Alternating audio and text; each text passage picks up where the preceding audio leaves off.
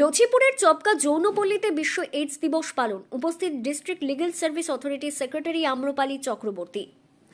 পশ্চিম বর্ধমান জেলার আসানসোলের কুলটি বিধানসভার অন্তর্গত লছিপুরে অবস্থিত চপকা দুর্বার মহিলা সমন্বয় কমিটি এবং পশ্চিমবঙ্গ স্বাস্থ্য দপ্তরের উদ্যোগে আজ দুপুরে একটি সচেতনতামূলক অনুষ্ঠান করা হলো, যেখানে প্রধান অতিথি রূপে উপস্থিত ছিলেন পশ্চিম বর্ধমান ডিস্ট্রিক্ট লিগ্যাল সার্ভিস অথরিটির সেক্রেটারি আম্রপালি চক্রবর্তী। তাছাড়া সঙ্গে উপস্থিত ছিলেন সিএমওএইচ ডেপুটি অন্যান্য মুখার্জি, স্থানীয় কাউন্সিলর জাকির হোসেন সহ অনেকে।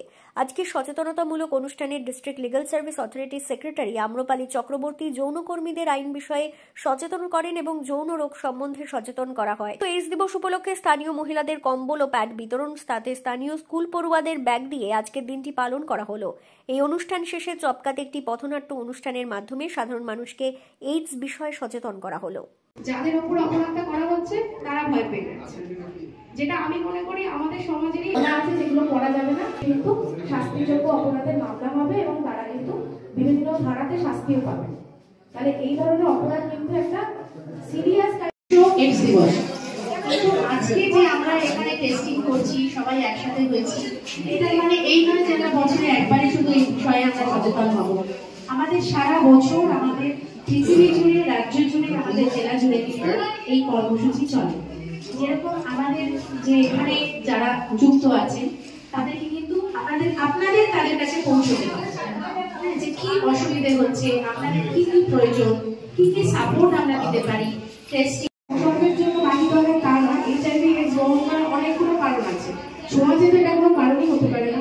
এই ধরনের বৈজ্ঞানিক কথা বা বৈজ্ঞানিক আলোচনা করে তাদের মনের মধ্যে এই অন্ধকারটাকে দূরীভূত করা যে এটা একটা রোগ আর রোগীদের মতনই ব্যবহার করা উচিত এবং তাদেরকে সমাজের থেকে আলাদা করে সরিয়ে রেখে না, তাদেরকে সমাজের মূল স্রোতের মধ্যে এনে সমাজটাকে আরো ভালোভাবে আনাটাই কিন্তু আমাদের উদ্দেশ্য।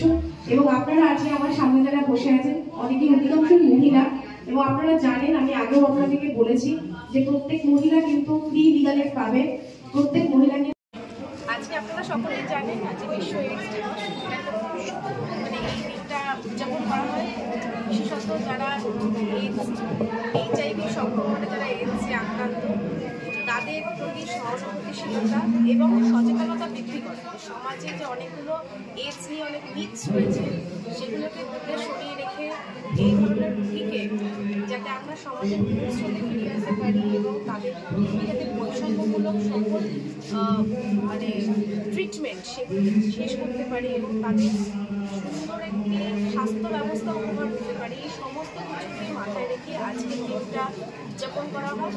যেমন ম্যাডাম বলেছিলেন যে এটা শুধুমাত্র আজকের দিনের জন্য নয়, গোটা বছরই কিন্তু পশ্চিমবঙ্গ সরকারের উদ্যোগে জেলায় জেলায় বিভিন্ন ব্লকে স্বাস্থ্যকেন্দ্রে এই ধরনের কর্মকাণ্ড করা হয়, যেগুলো আজকে একটি স্পেশাল আজকে এই দিনটাকে মাথায় রেখে স্পেশালি এখানে চপকাদের দুর্বারের উদ্যোগে এবং হেলথ ডিপার্টমেন্ট গভর্নমেন্ট ওয়েস্ট বেঙ্গলের কোলাবোরেশনে আজকে এখানে বিভিন্ন পরীক্ষা করা হচ্ছে এবং স্বাস্থ্য সম্বন্ধে তাদেরকে সচেতন করা হচ্ছে, ভবিষ্যতে যাতে তাদের কোনো অসুবিধা না হয় এবং এই ধরনের কোনো অসুবিধার মধ্যে তারা কোথায় গিয়ে যোগাযোগ করবে সমস্ত বিষয়ে তাদেরকে জানানো হয়েছে। আজকের এই উদ্যোগটা খুবই সাধুবাদ দেওয়ার মধ্যে একটি উদ্যোগ এবং আমি আশা করি এর থেকে অনেকেই কিন্তু উপকৃত হবেন এবং হচ্ছে।